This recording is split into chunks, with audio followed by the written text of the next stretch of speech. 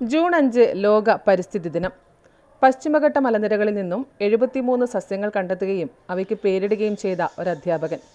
Payyanur college botany വിഭാഗം മേധാവി doctor MK Ratheesh നാരായണനാണ് ഇന്ന് നമ്മോട് കഴിച്ചിരുന്നത്. മഴയുടെ തലോടലേൽക്കുമ്പോൾ മാത്രം ജീവൻ വച്ച് പുഷ്പിണിയായി സഹജീവികൾക്ക് മധുരം പകരുമ്പോഴായിരിക്കും ഒരു ചെടി ഡോക്ടർ MK രതീഷ് നാരായണന്റെ കണ്ണിൽപ്പെടുക. കാട്ടിൽ ആരും അറിയാതെ മുളച്ച് വളർന്ന് കൊഴിഞ്ഞു പോകേണ്ടതല്ലെന്ന് രതീഷ് തിരിച്ചറിഞ്ഞാൽ പിന്നെ അവയെ ലോകമറിയുക നല്ല മലയാളം പേരിലായിരിക്കും.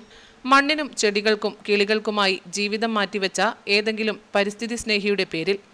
പശ്ചിമഘട്ട മലനിരകളിലെ മഴക്കാടുകളിലൂടെ രതീഷ് സഞ്ചരിച്ച് കണ്ടെത്തിയ 73 ചെടികൾ ഇന്ന് ലോകമറിയുന്നത് ഇത്തരം പേരുകളിലൂടെയാണ്. ക്രൈസോപോഗാൻ നാരായണിയെന്നോ ഫിബ്രി സ്റ്റൈലിസ് പൊക്കുടനിയെന്നോ ലോകം പേരിട്ട് വിളിക്കുമ്പോൾ അതിന്റെ വേരുകൾ ചെന്നെത്തുക കണ്ണൂരിലെ പരിസ്ഥിതി പ്രവർത്തകരായിരുന്ന നാരായണിയിലും കല്ലേൻ പൊക്കുടനിലുമായിരിക്കും.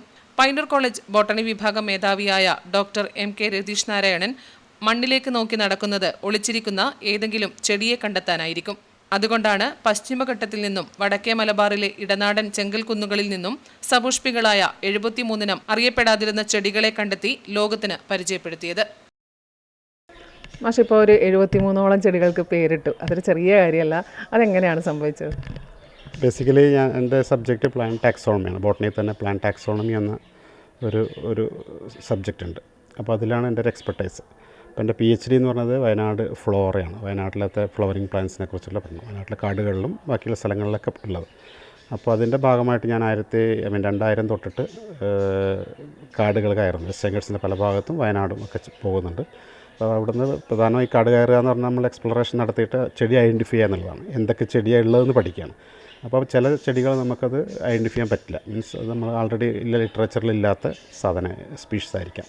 അപ്പോൾ അത്തരം സ്പീഷീസുകൾ നമ്മൾ റിയലൈസ് ചെയ്യും, അല്ലെങ്കിൽ മനസ്സിലാക്കി അത് ഇതുവരെ ശാസ്ത്രലോകം തിരിച്ചറിയാത്ത സ്പീഷീസാണെന്ന് നമ്മൾ വെരിഫൈ ചെയ്തിട്ട് നമ്മൾ എക്സ്പേർട്സുമായിട്ട് കമ്മ്യൂണിക്കേറ്റ് ചെയ്ത് അത് സ്ഥിരീകരിക്കണം. അതിനുശേഷം നമുക്ക് അത് പേരില്ലാത്ത സ്പീഷീസാണത്. അപ്പോൾ അതിനൊരു പേരിട്ടിട്ട് അത് ജീനസിലാണെന്നൊക്കെ നമ്മൾ കണ്ടുപിടിക്കണം. അതിനുശേഷം അതിന് നമുക്ക് ഇഷ്ടമുള്ള പേരിട്ടിട്ട് അതിനൊരു ഇൻ്റർനാഷണൽ നിയമങ്ങളുണ്ട്. International code of botanical nomenclature. ഇപ്പോൾ ICN ആണ്, ഇൻ്റർനാഷണൽ കോഡ് ഓഫ് നോമൻക്ലേച്ചർ. അപ്പോൾ ആ റൂൾ പ്രകാരം നമ്മൾ അതിനെ ഡിസ്ക്രൈബ് ചെയ്ത് അതിനെ പബ്ലിഷ് ചെയ്യണം, ഇൻ്റർനാഷണൽ ജേർണലിൽ പബ്ലിഷ് ചെയ്യണം, പേരിട്ടിട്ട് പബ്ലിഷ് ചെയ്യണം. വൺസ് അതങ്ങനെ നമ്മൾ ആ റൂൾ പ്രകാരം ചെയ്ത് കഴിഞ്ഞാൽ അത് വാലിഡായി, അതായത് ആക്സെപ്റ്റഡായി. അപ്പോൾ ഇൻ്റർനാഷണലി ആ ചെടി അറിയപ്പെടുന്നത് ആ പേരിലായിരിക്കും.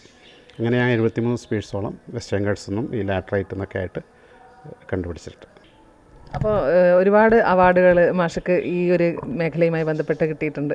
അപ്പോൾ വനമിത്ര പുരസ്കാരം വാങ്ങാനുള്ള തയ്യാറെടുപ്പിലാണിപ്പോൾ. അതെ, ഞാനിപ്പോൾ റിസർച്ചിൻ്റെ ഭാഗമായിട്ട് എനിക്ക് യങ് സയൻറ്റിസ്റ്റ് അവാർഡ് കിട്ടിയിട്ടുണ്ട്, 2 പ്രാവശ്യം കിട്ടിയിട്ടുണ്ട്. അതിനുശേഷം പയ്യന്നൂർ കോളേജ് വന്നതിന് ശേഷമാണ് കുറച്ചുകൂടി കൺസർവേഷൻ എന്നുള്ള പഠനം മാത്രമല്ല അവിടെയുള്ള അപൂർവങ്ങളായിട്ടുള്ള വംശനാശഭീഷണി നേരിടുന്ന സസ്യങ്ങളെ സംരക്ഷിക്കാനുള്ള പ്രവർത്തനങ്ങൾ നടത്തുന്നുണ്ടായിരുന്നു. അപ്പോൾ അവിടെ നിന്ന് തന്നെ അത്തരം പ്രവർത്തനങ്ങൾ ഇനിഷ്യേറ്റ് ചെയ്തിട്ടുണ്ടായിരുന്നു സ്വാമിനാഥൻ ഫൗണ്ടേഷനിൽ നിന്ന്.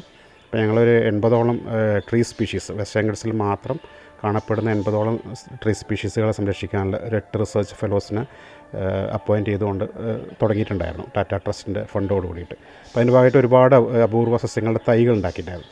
അപ്പോൾ അത് ഞാൻ പയ്യന്നൂർ കോളേജിലേക്ക് വരുമ്പോൾ നമ്മുടെ ആ പല ചെടികളും പയ്യന്നൂർ കോളേജ് ക്യാമ്പസിൽ നട്ടുപിടിപ്പിക്കുകയും 100ലധികം അപൂർവ മരങ്ങൾ നമ്മൾ സംരക്ഷിച്ചുകൊണ്ട് ഒരു ജോൺസി വനം ഉണ്ടാക്കുകയും ചെയ്തു. അതിൻ്റെ കൂടെ ഒരുപാട് പ്രവർത്തനങ്ങൾ. പയ്യന്നൂരുകാരനായ ഇദ്ദേഹത്തെ നമ്മൾ കണ്ടെത്താൻ വൈകി എന്ന് തന്നെ പറയണം.